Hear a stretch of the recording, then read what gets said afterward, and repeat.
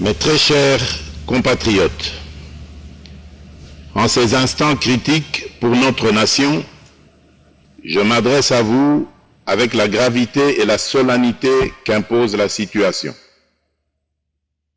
L'Est de notre pays, en particulier les provinces du Nord Kivu, du Sud Kivu et de l'Ituri, fait face à une aggravation sans précédent de la situation sécuritaire.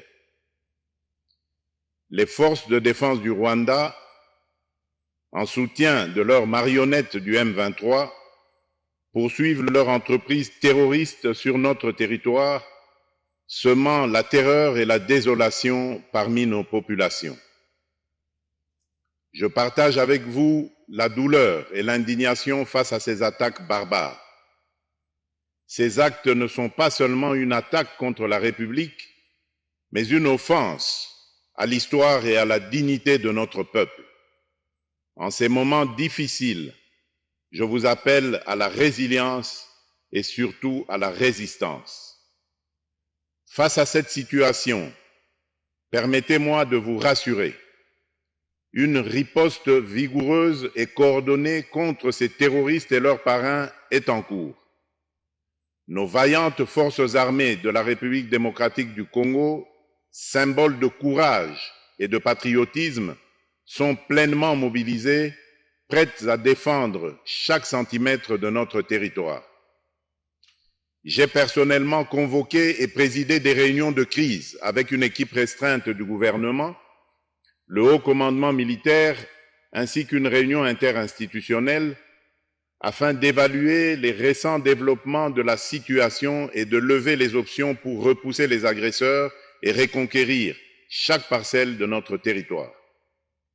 À cet effet, j'ai nommé ce 28 janvier le général-major Évariste Somo Kakule au poste de gouverneur militaire du Nord Kivu pour renforcer la coordination des opérations militaires et restaurer l'autorité de l'État.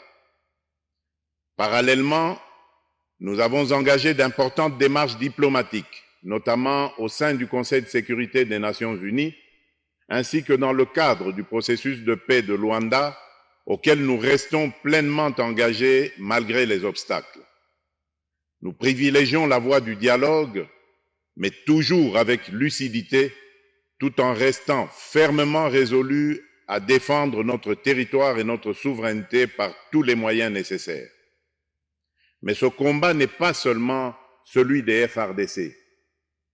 C'est le combat de tout un peuple, le combat de notre identité congolaise, afin de léguer aux générations futures un pays prospère et en paix.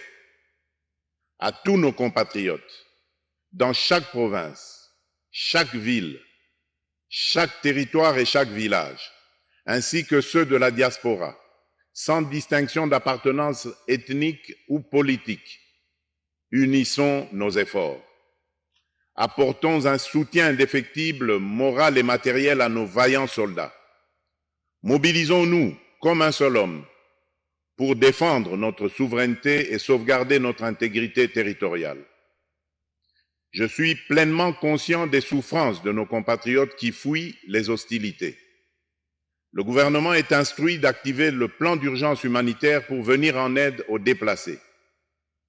À vous, habitants de Goma et des environs, je ressens profondément votre douleur qui est aussi la mienne.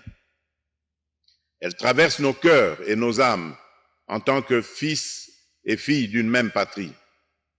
Mais face à cette épreuve, je vous exhorte à puiser dans cette force intérieure qui fait la grandeur du peuple congolais.